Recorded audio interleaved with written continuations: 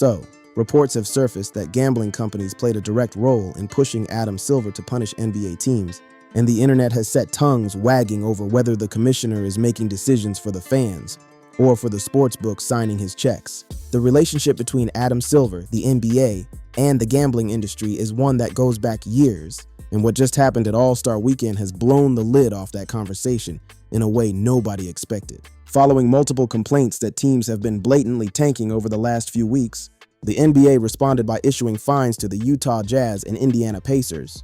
The Jazz saw a $500,000 fine for pulling both Lauri Markkanen and Jaren Jackson Jr. mid-game on February 9th against the Miami Heat. Indiana was fined $100,000 after a private investigation by the league for sitting Pascal Siakam. Utah received heavy criticism for sitting star players Lauri Markkanen, Jaren Jackson Jr., and Jusuf Nurkic for the entire fourth quarter at the end of multiple games before the fines. These are not bench players. These are guys that people tune in to watch.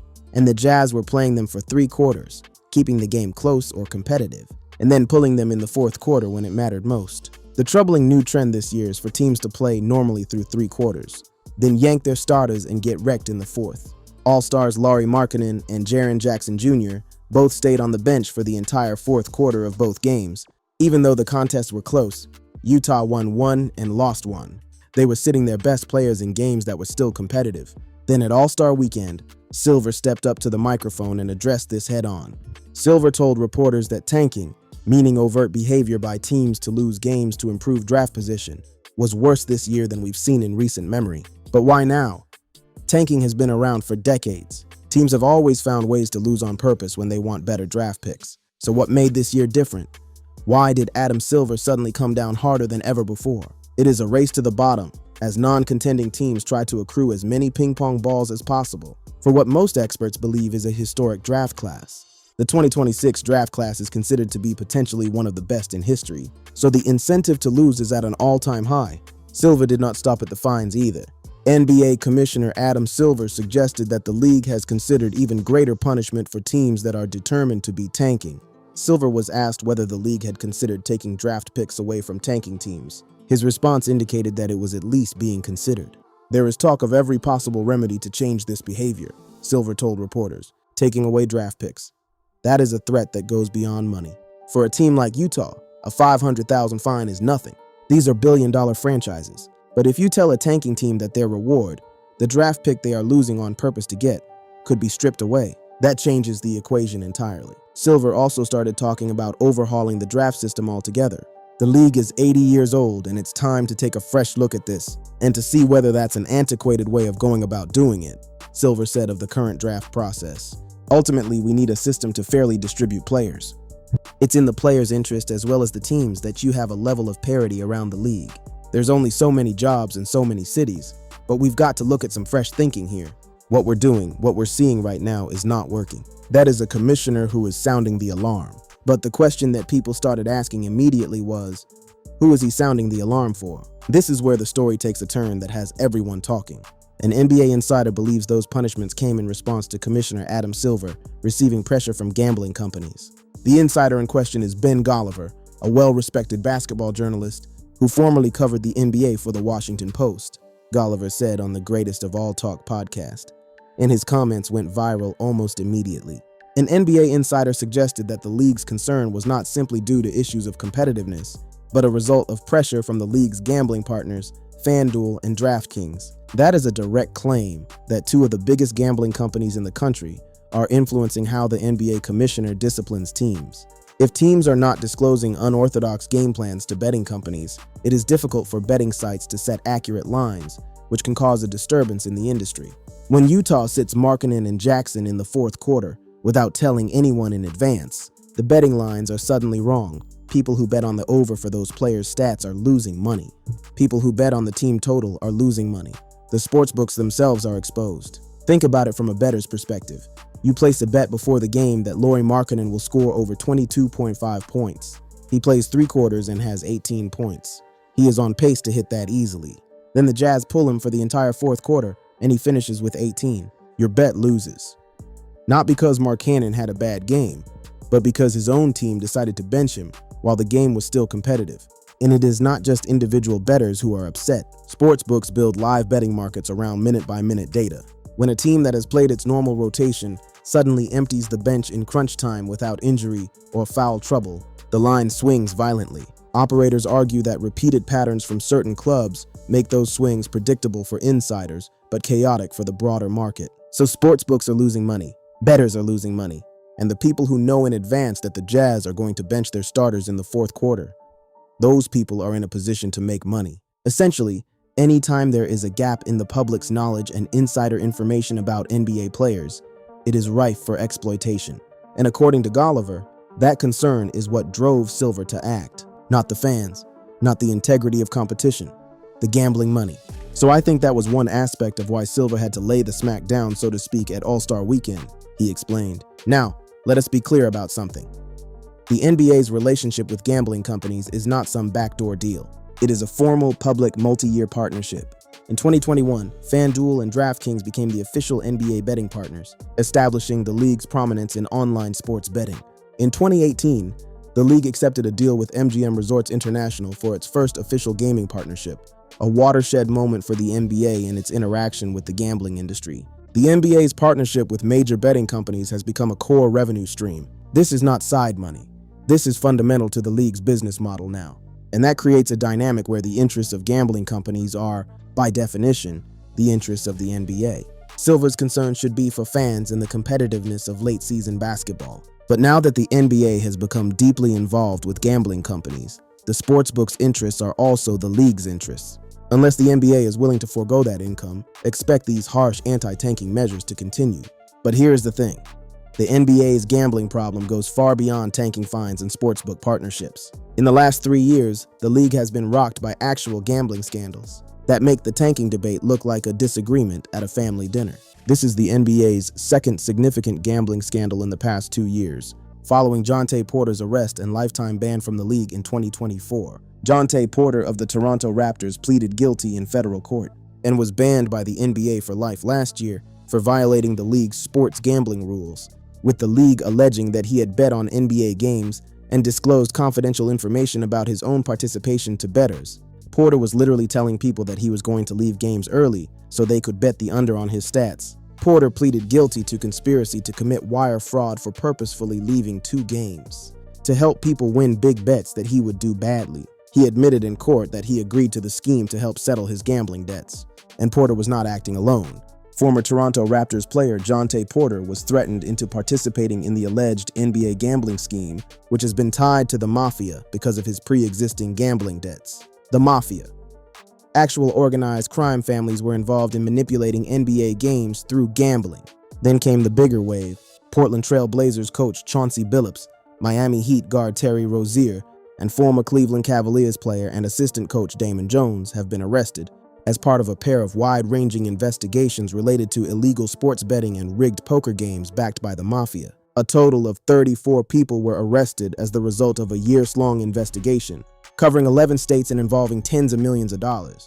The FBI claims that Rozier told defendants that he would leave a game early on March 23, 2023, allowing the defendants to bet over $200,000 on his player prop unders. Rozier did, in fact, leave that game after 9 minutes, allowing the defendants to win their bets. The FBI director himself weighed in on the scale of this operation. FBI Director Kash Patel said the schemes involved tens of millions of dollars in ill-gotten gains, referring to it as a criminal enterprise. Law enforcement officials said the multiple charges involved 4 mafia families and organized crime networks. So here is the picture.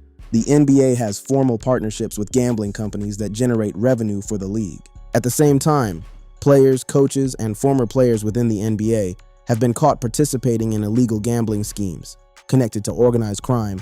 The NBA gave Jontay Porter a lifetime ban for violating their gambling rules. They are still investigating allegations of gambling involving Terry Rozier of the Miami Heat and the still unsigned Malik Beasley. Porter and Rozier allegedly alerted bettors they would be leaving NBA games early with supposed injuries, so they would bet the under on their totals.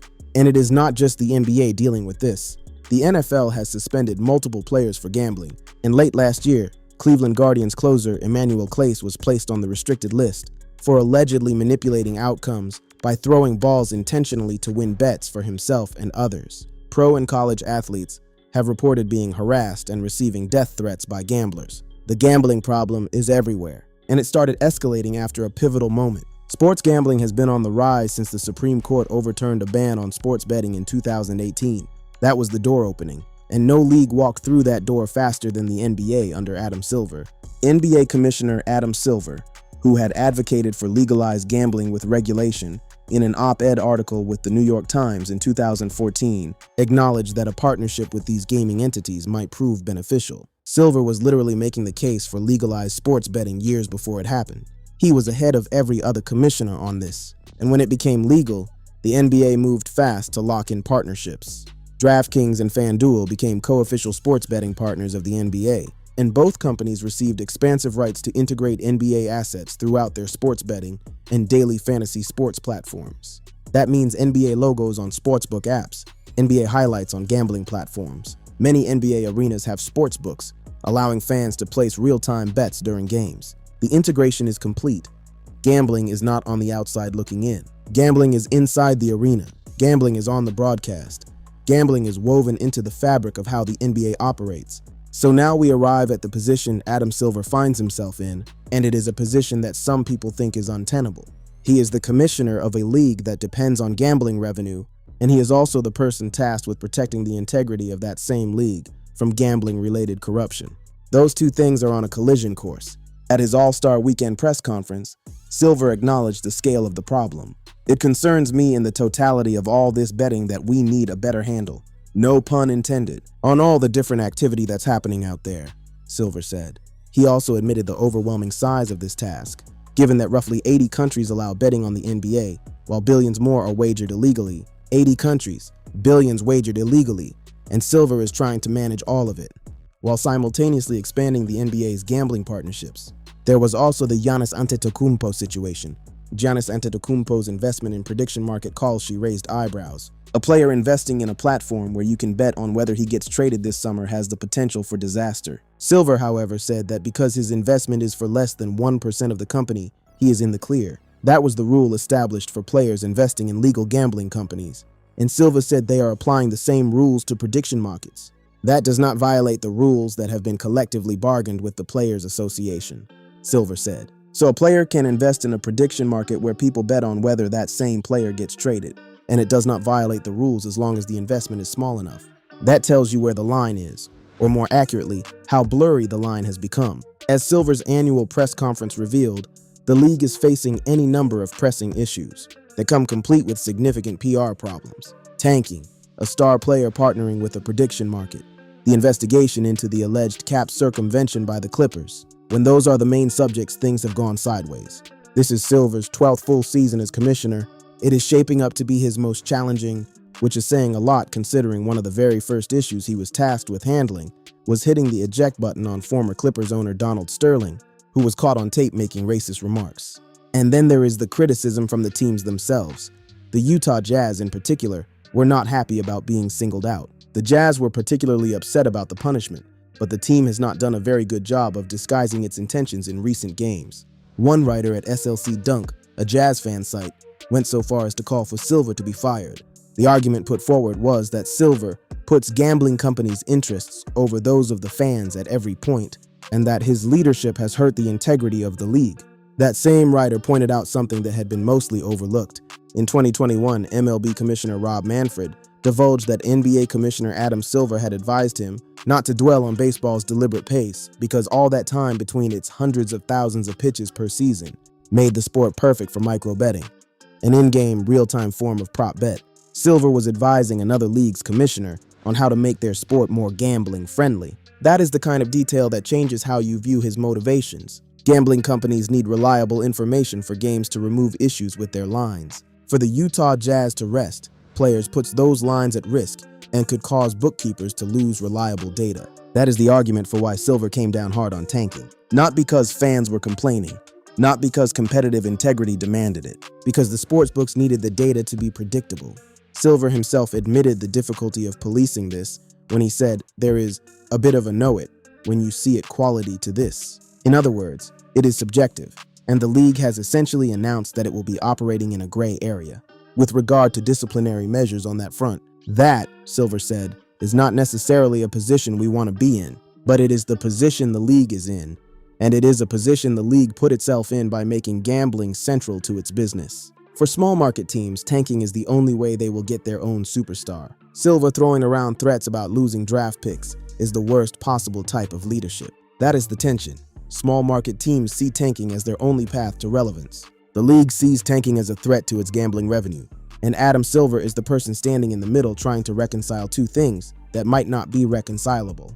So where does all of this leave us? The NBA has a tanking problem, the NBA has a gambling problem, and the person in charge of solving both problems is the same person who built the gambling infrastructure in the first place. Something needs to be done about tanking, but if gambling is the reason that Silver was finally spurred into action, it is a terrible look, especially for someone tasked with fighting for the integrity of the league he presides over. That is the core issue. If Silver were cracking down on tanking purely because it undermines competition and hurts fans, that would be one thing.